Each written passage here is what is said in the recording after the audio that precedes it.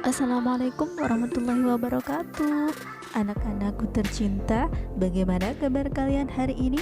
Semoga kita semua senantiasa diberikan kesehatan dan kemudahan oleh Allah Subhanahu wa taala. Sebelum pembelajaran dimulai, marilah kita berdoa terlebih dahulu. Pada pertemuan kali ini, kita akan belajar materi kelas 6, tema 7, subtema 3, pembelajaran 2.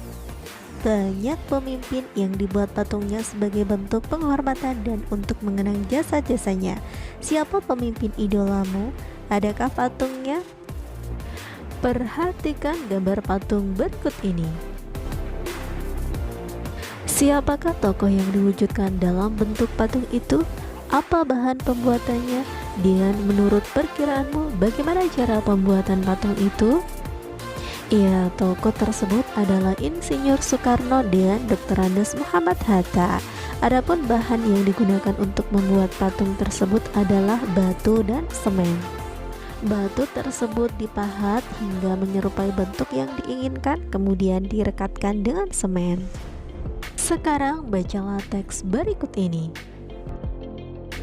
Patung si Gale-Gale yang dapat menari.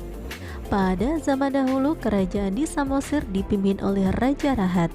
Dia memiliki anak sematawayang bernama Manggale. Suatu saat, Raja Rahat meminta anaknya untuk berperang melawan musuh di perbatasan. Manggale pun pergi berperang, tetapi dia tidak pernah kembali. Dia meninggal. Jasadnya tidak pernah ditemukan. Raja Rahat pun sedih hingga jatuh sakit. Masyarakat setempat ingin menghibur raja. Mereka membuat sebuah patung yang menyerupai Manggale dan menamainya si Gale-Gale.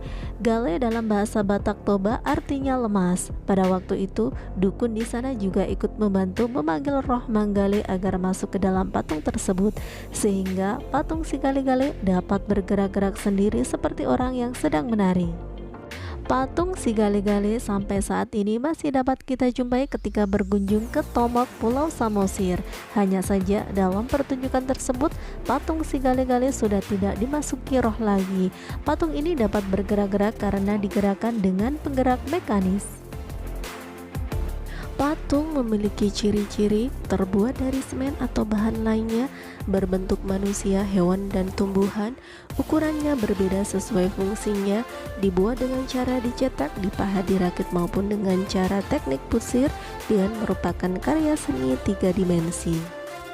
Patung juga banyak jenisnya. Jenis-jenis patung diantaranya adalah patung religi, patung monumen, patung arsitektur, patung dekorasi, patung semen, dan patung kerajinan.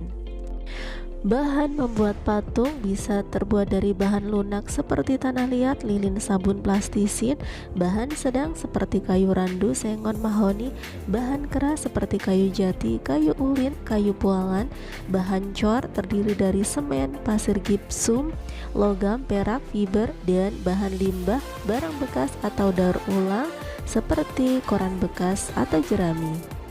Adapun teknik pembuatan patung terdiri dari teknik butsir, yaitu membuat patung dengan bahan lunak dengan cara subtraktif, mengurangi atau aditif menambah bagian-bagiannya. Teknik pahat yaitu membuat patung dari bahan keras dengan cara subtraktif, mengurangi bagian yang diperlukan. Dan yang terakhir adalah teknik merakit, yaitu membuat patung dengan cara menghubungkan berbagai bahan.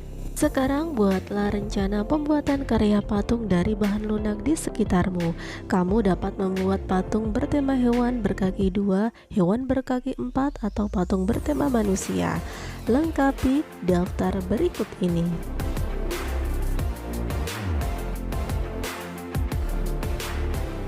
Sekarang bacalah teks berikut ini. Perubahan pada masa pubertas. Tahapan perkembangan dan pertumbuhan manusia umumnya terbagi menjadi balita, kanak-kanak, remaja, dewasa, dan usia lanjut. Masa remaja merupakan peralihan dari masa anak-anak menuju masa dewasa. Pada awal masa remaja, kita mengalami masa pubertas. Pada masa ini terjadi perubahan pada tubuh, baik yang terlihat maupun tidak. Di dalam tubuh, hormon reproduksi mulai dihasilkan. Pada perempuan, hormon ini akan mengakibatkan sel telur matang. Pada laki-laki, hormon reproduksi akan mengakibatkan tubuh memproduksi sel sperma. Jika sel telur dan sel sperma bertemu, dapat terjadi pembuahan dan tumbuh menjadi bayi. Pada umumnya pada masa ini kesehatan reproduksi remaja akan memperlihatkan ciri-ciri pubertas. Pada perempuan dia akan mengalami menstruasi setiap jangka waktu, umumnya setiap 28 hari sekali. Pada laki-laki dia akan mengeluarkan sperma. Ciri-ciri lain ditandai dengan perubahan tubuh yang terlihat. Pada perempuan misalnya payudara akan tumbuh sebagai persiapan untuk memberikan ASI atau air susu ibu bagi bayinya kelak. Pada laki-laki otot-otot tubuhnya berkembang lebih besar dan kuat sehingga diharapkan laki-laki lebih kuat secara fisik untuk melindungi keluarganya. Nah, untuk tugas hari ini diskusikan dengan orang tuamu persiapan apa yang harus dilakukan untuk menghadapi masa pubertas. Tuliskan jawabanmu dalam bentuk peta pikiran. Contohnya adalah sebagai berikut.